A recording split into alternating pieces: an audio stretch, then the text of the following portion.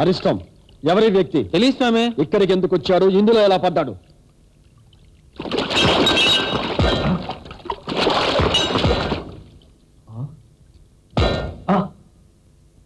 ఏంటి sound?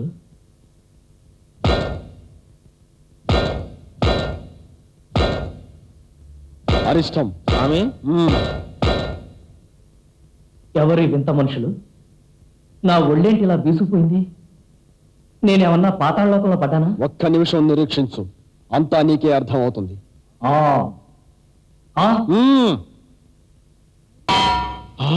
Hi, నాకేం కాలా?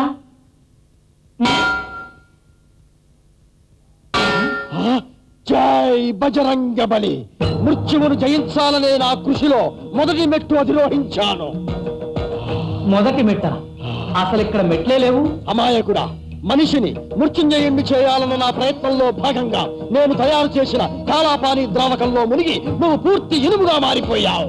అంటే ఇప్పుడు నాది ఐరన్ బాడీయా? మరి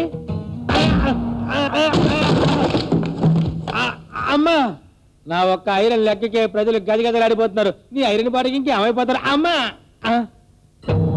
ఏమీ కాదు, అరిష్టం. ఇతడు ఇనుములా 1000 ఏళ్లు బతుకుతాడు. ఈలోగా నేను తుప్పు పట్టిపోతే? ఏమండి, ముందు నన్ను మామూలు మనిషిని చేయండి. క్షమించు నాయన, మనిషిని ఇనుముగా మార్చే ద్రవాన్ని కనుగొన్నానే కాని ఇనుమును మనిషిగా మార్చే ద్రవాన్ని ఇంకా నువ్వు కనుగొనలేదు. ఇప్పుడు నీ కోసం ఆ రసాన్ని కనుగొనే ప్రయత్నాన్ని ప్రారంభిస్తాను. మీరు రసాలు సాంబార్లు కనుక్కునేలాగా నేను ధ్వజస్తంభంలాగా ఇలా ఉండిపోవలసిందేనా? తొందరపడకు బిడ్డ, నా ప్రయోగానికి ఇంతగా ఉపయోగపడిన నీకు సరైన న్యాయం చేస్తాను. ఏం న్యాయం చేస్తారో ఏం? ఒక పక్క నరాలన్నీ ఎలక్ట్రిక్ తీగల్లాగా బిగుసుకుపోతున్నాయి. భయపడకు బిడ్డ, చూసేందుకు నీ శరీరం సాధారణంగానే కనిపిస్తున్నా నీలో లోహ లక్షణాలు మాత్రం పనిచేస్తూనే ఉంటాయి. సరిగ్గా వచ్చే అమావాస్య రోజు రాత్రి ఇదే స్థావరానికి నువ్వురా, నిన్ను మామూలు మనిషిని చేస్తాను. అమావాస్య దాకానా?